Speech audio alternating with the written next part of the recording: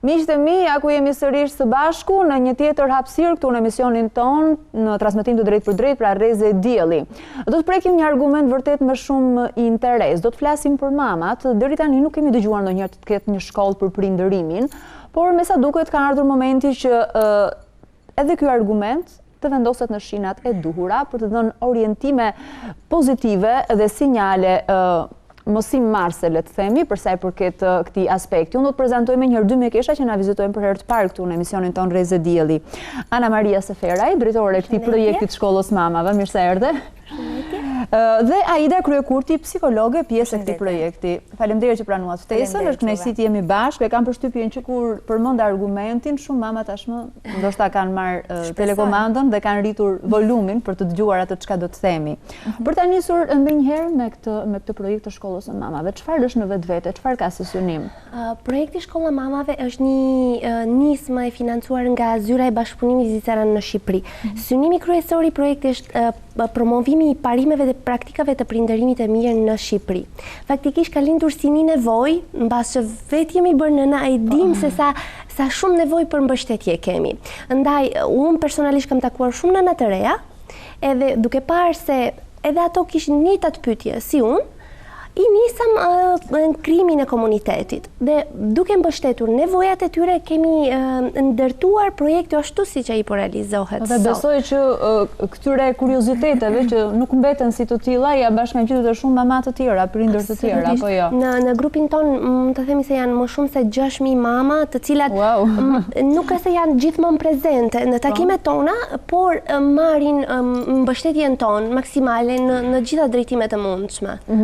Në qoftë se do t'i referoheshim për shembull disa prej problematikave më kryesore. Një nga ato skena që janë më shpesh të hasura, ku shohim prindër me fëmijë përdore, qoftë mama, qoftë baballar, janë disa skena kapriçoze që ju ndoshta i emërtoni me këtë pjesën tantrum, po unë e preferova ta sqaroj pak më mirë për të qenë më e qartë për shikuesit.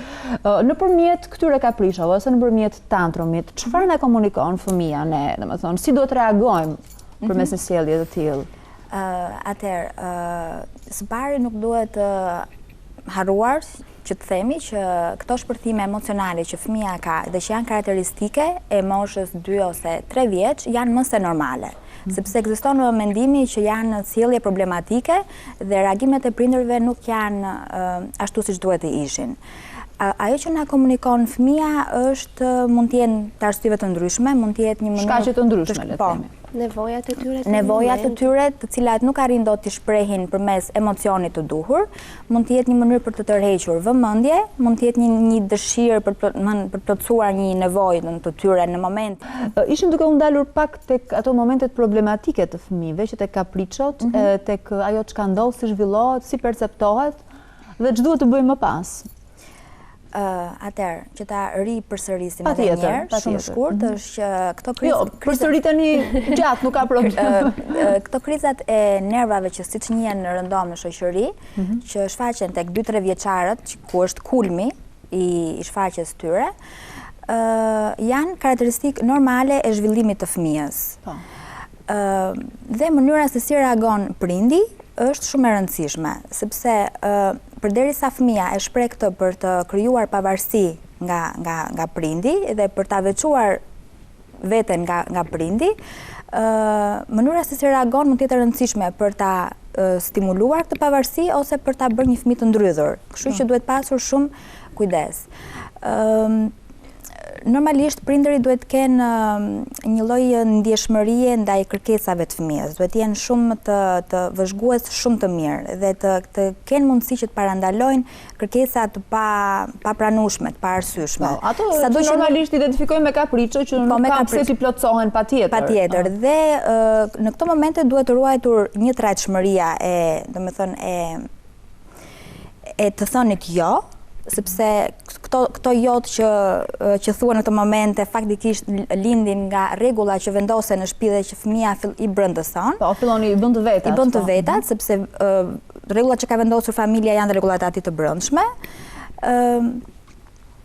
Faktikisht, kjo është idealja që tha idealja. Me çfarë haseni ju në përvojat e mamave që ju vinë? Zakonisht ka një problem goxha të lartë për sa i përket mentalitetit. Le të jemi shumë sinqert. Tantrumi është një problem i zakonshëm të fëmijët vegjël. Shumë të theksuar të fëmijët që nuk flasin, sepse është mënyra e tyre për të kërkuar gjërat. Fëmijët që nuk flasin e kanë shumë më kollaj të kërkojnë, të reagojnë në mënyrë të tillë. Tani, nëna duhet të jetë e sigurt se nuk është se i ndodh vetëm asaj, i ndodhin të gjithëve dhe reagimi i saj nuk duhet mami, të lutem, qohu se na shikojnë njerëzit. Është shumë e gabuar, ti nuk jep mesazhin e duhur atij fëmije. Si është e duhura? Atëre, e para punës, fëmijës që ti shmangin tantrumi duhet i krijojë një ambient shumë të shëndetshëm në shtëpi. Nëna duhet të jetë shumë e qetë. Fëmija nuk është se ecën normal dhe shpërkthen. Ai kërkon 1 herë, 2 herë, 3 herë, një gjë. Thot, mami, dua karamele. Tenton disa herë. Deri herën e 4 që ai shpërkthen. Tani ti ke 5, 6 sekonda, 10 sekonda, në varësi të karakterit të fëmijët për të menaxhuar situatën.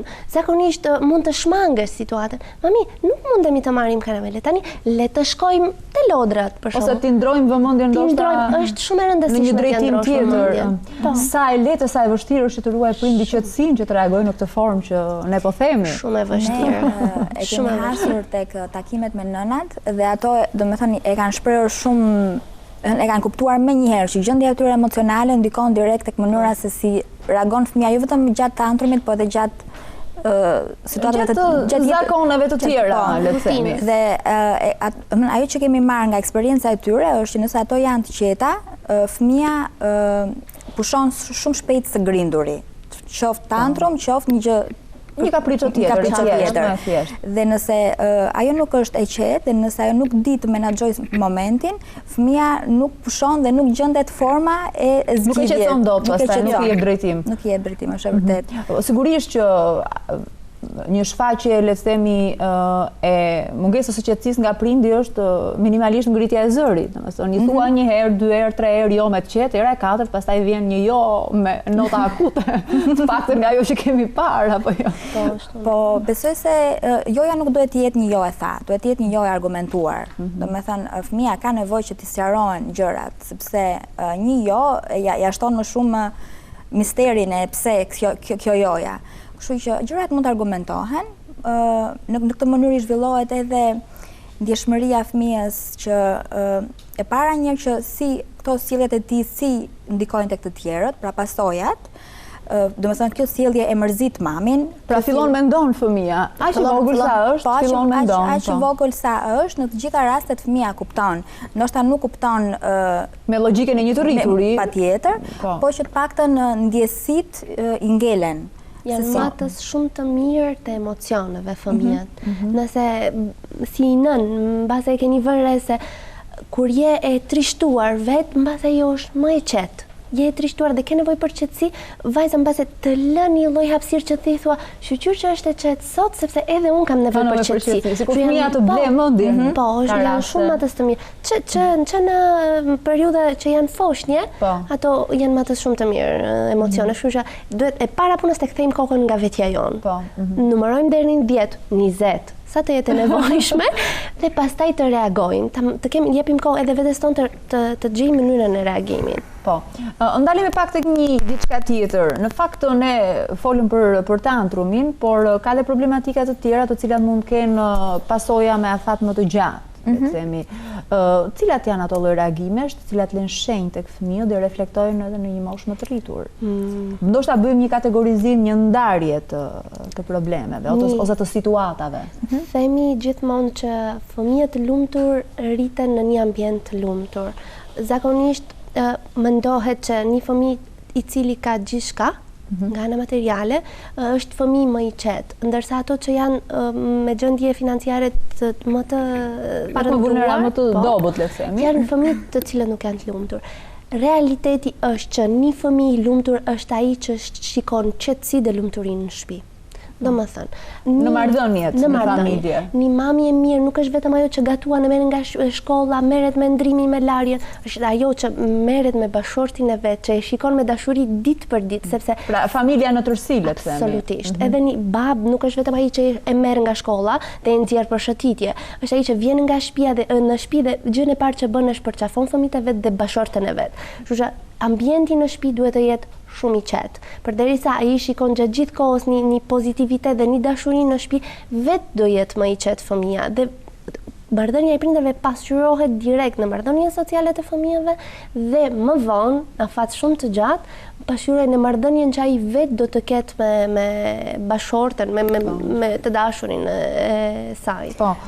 Unë do të shtoja që prindërit që kanë zakonisht një marrëdhënie konfliktuale dhe në rastin më të keq kur kjo është e vazhdueshme, janë të destinuar që të mos i ofrojnë një siguri emocionale fëmijës, gjë që fëmia ka shumë nevojshme edhe për vetëvlerësimin e tij. Madje fëmijët mund të jenë larg vëmendjes, sepse dy prindësh janë në konflikt mes tyre, sigurisht fëmia kthehet në palë të dytë, kam përshtypjen. Po, kthehet në palë të dytë, ose si shkak e kësaj i ofrohet një përkujdesje shumë e tepruar, ose neglizhohet, domethënë në të gjitha rastet nuk është në balancë. Po. Janë sjellje ekstreme, le të themi, në të dyja kahjet. Çfarë pasojash mund të ketë një marrëdhënie konfliktuale në familje tek fëmijët? Tani tek fëmijët tek vegjël, ajo që vihet më së shumti të re është pagjumësia, është vështirësia për të pranuar ndryshimet, dhe ndryshimet siç mund të jenë këto futja në kopësh, në shkollë, mund të jetë depresioni fëminor, mund të jenë anktet e ndryshme të gjatë ditës, agresiviteti, pra ajo kërkimi me ngulmi i nevojave të tyre, mund të jenë vështirësi për të krijuar marrëdhënie me të tjerët, nuk socializohen, sepse modeli që kanë nga prindi nuk është i shëndetshëm, nuk dinë se si t'u afrohen të tjerëve, do kërkojnë gjërat në mënyrën e tyre agresive. Në mënyrën e tyre. Pra nuk do të jenë të butë dhe nuk do të dinë të presin nga tjetri, do duan çdo gjë moment. Po. Kishte gjë tjetër për shtuar apo? Në qoftë se ndalemi pak dhe tek çështjet e personalitetit të fëmijëve, besoj që personaliteti i fëmijëve fillon dhe krijohet, ndërtohet që në momentin që del në jetë, ditë pas dite, muaj pas muaj, kështu që hedhin poshtë ato tezat që shikohet sa ai është ende i vogël edhe që i vogël besoj fëmia fillon krijon një vetëvlerësim ose një injorim të vetvetes. Çfarë mund të themi në lidhje me këtë pjesë? Pjesë shumë thelbësore, besoj, është një themel i mirë kur rritet si një qytetar. Prindërit është e vërtet që e anashkalojnë fëmijërinë e hershme ose 5 vitet e para të jetës si një periudhë që fëmia nuk kupton dhe si një periudhë që fëmia nuk do ketë kujtesë për këtë pjesë. Dhe fakt nuk është se kemi një kujtesë, por ama kemi një kujtesë shumë të fortë ndjesore. Kujtesë emocionale. Emocionale që është shumë e rëndësishme se sa ajo që ne shohim apo ajo fizike. Vitet e para të jetës janë konsideruar si bazat e hedhura për formimin e shumë aspekteve, ndërto shumë i rëndësishëm vetëvlerësimi, sepse kujdesi prindëror nuk është thjesht ti përgjigjesh nevojave fiziologjike dhe veshmbathjes. Dhe anës financiare, kam përshtypjen që dhe ana financiare, siç e përmendëm pak më parë, nuk ka një rëndësi aq të madhe në këtë pjesë. Nuk ka që rëndësi dhe nuk ka treguar që të bëj fëmijët të ndjehen të lumtur, sepse nuk është aq thelbësor. E drejtë. Ajo që po thoja më përpara, siguria emocionale, do me thënë prindër të cilët nuk janë vëzhgues, që nuk janë në gjendje të vëzhgojnë në vazhdimsi dhe me durim nevojat e fëmijës, nuk janë në gjendje të përgjigjen atëherë kur është e nevojshme. Atëherë ky fëmijë çfarë bën? Ose do t'i japi përgjigje pyetjeve, do t'i japi vetë përgjigje pyetjeve që ka, për shembull. Ose do t'i sqarojë në mendjen e tij gjërat siç i kupton ai. Pra ky është një fëmijë i rritur ose më saktë i lënë pa një model. Pa një bosht, le të themi. Pa një bosht. Pa një themel të mirëfillt. Më ka ndodhur një pyetje gjatë takimeve tona. Është mirë të përmendim dhe përvoja në fakt, të bëhet mirë që ndërhyj. Domethënë është shumë e rëndësishme sepse ne si prindër gjithmonë i themi je shumë i mirë, bravo, të lumt. E stimulojmë. Po, gjatë gjithë kohës, duke menduar se i bëjmë një të mirë, duke stimuluar të ecim më përpara. Një mami na ka thënë, Por çfarë ndodh në momenti që ne I themi gjatë gjithë kohës, për shembull, je shumë I mirë në vizatim, dhe shkon një person tjetër, mësuesja, një shoqë, thotë vizatimet e tua janë jashtëzakonisht shumë të shumtuara. Kalon në ekstremin tjetër. Kalon në ekstrem. Tani reagimi më I mirë, prindrit janë mendimet e prindërve janë më të rëndësishme për fëmijët. Kështu që është shumë e rëndësishme që ne t'i mësojmë fëmijët tanë diversitetin. Që ka dhe larmi gjëra, çfarë më pëlqen mua, nuk të pëlqen ty. Çfarë të pëlqen ty, mund të mos më pëlqej mua. Unë mendoj se kjo është shumë e bukur. Ti çfarë mendon? Mua nuk më pëlqen. E shikon, ti je ndryshe, ke gustot e tua, ke mendimet e tua. Edhe ajo ka menduar se gjërat që ke bërë ti nuk janë të bukura. Po kam përshtypjen që duhet dhe një lidhje në fakt midis prindërve dhe edukatorëve, në çfarëdo lloj moshe qofshin, no? Sepse nëse nuk funksionon ky zinxhir, prindi funksionon si hallk më vete, edukatori si hallk më vete, besoj që reagimin edhe çorientimin përsëri fëmia e pson.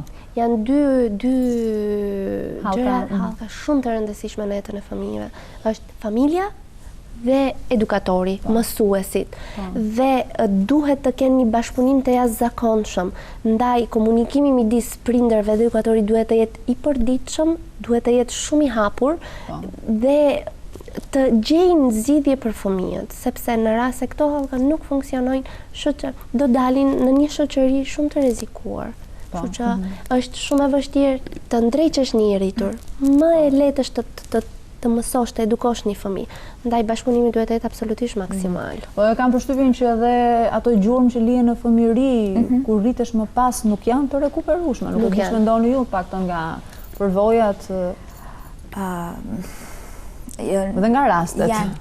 Po, varet nga rastet, varet dhe nga ashpërsia e situatave në cilën kalon fëmia dhe kohëzjatja në cilën është I sa të agravuara kanë qenë, po. Por sigurisht që në adulteri janë shumë më të vështira për të kapur, për të kapur shkakun dhe për të korrigjuar, sepse ajo që neve bëjmë merremi me pasojat në ndërkohë që dëmi është bërë. Dhe duhet goxha kohë e gjatë këshillimi dhe mbështetje që të ketë rekuperim, që të ketë një rikthim tek identiteti, tek vetja, tek brendësia vetes. Është vënë re për shembull që vitet e fundit familja e ka humbur rolin e saj edukues dhe vendin e saj e ka marrë shoqëria dhe fëmia ka rënë shumë pre e një ndikimi të pa kontrolluar.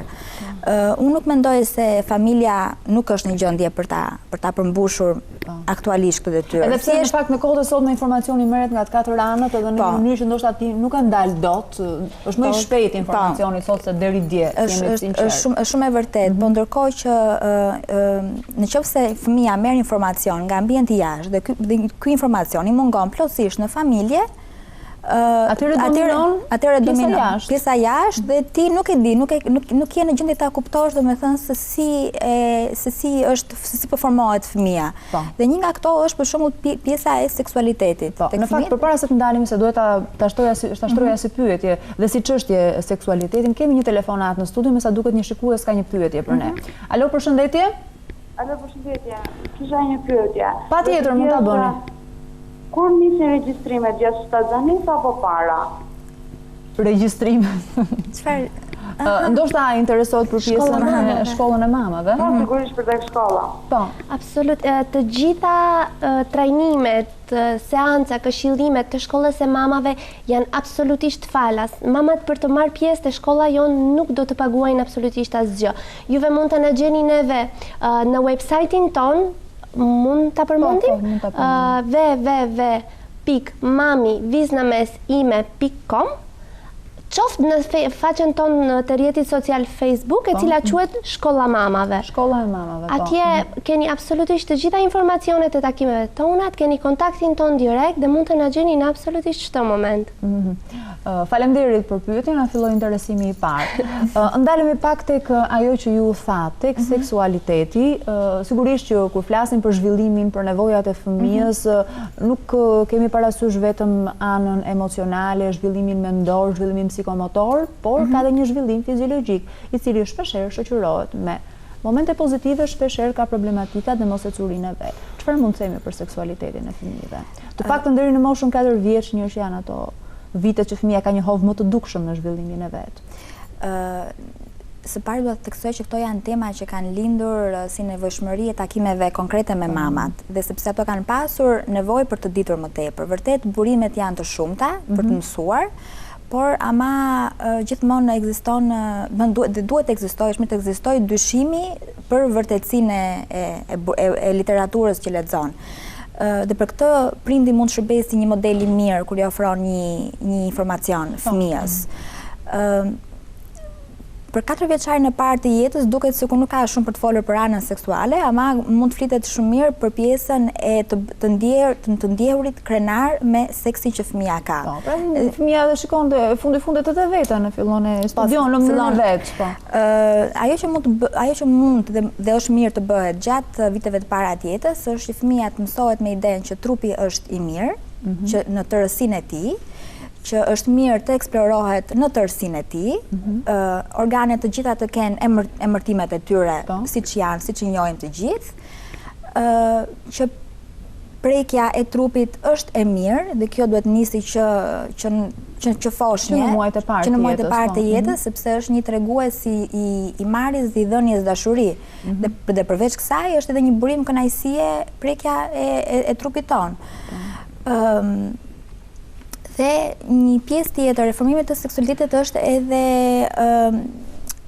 pjesa e dallimeve gjinore. Është vënë re që mashkulli, ose më saktë babai i familjes, është personi që ja vë më shumë theksin dallimit gjinor. Djalë vajzë, çfarë pritet të bësh sepse je vajzë, çfarë nuk pritet të bësh. Do të thonë djali ka detyra të tjera, vajza ka detyra të tjera. Po, dhe një lloj terrori në familje kur bëhet një miksim gjinor. Më ka ndodhur që një komshie e shikoj djalin, i them sa mirë, çfarë po bën si ka qenë, mirë, po ja vdes të dali me këpucët, të veshë këpucët e motrës të madhe. Gjë që unë njoj vetëm që nuk e vura re fare, por edhe sikur ta vija re nuk do kisha menduar keq. Do të thënë është një lloj tendence për t'u shqetësuar jashtëzakonisht kur fëmijët të sekseve të ndryshme duan të veshin apo të bëjnë gjëra të seksit tjetër. Ndërkohë që kjo duhet lejuar, sepse mund shpjegohet me shumë situata në cilën po kalon fëmia, mund ketë edhe një nevojë për të rrequr vëmendjen, domethënë që i merret nga fëmijët, nga vllai dhe nga motra. Për vllajën ose motrën, edhe thotë të vishëm si ai, se ndoshta kam dhënë vëmendjen e saj. Në fëmijët e kanë pra duhet gjetur arsyeja pse. Në vend që ne të shqetësohemi sepse çfarë është duke bërë fëmia, të mundojmë të kuptojmë arsyeën. Mos ushtrojmë presion, bëjmë kundërtën.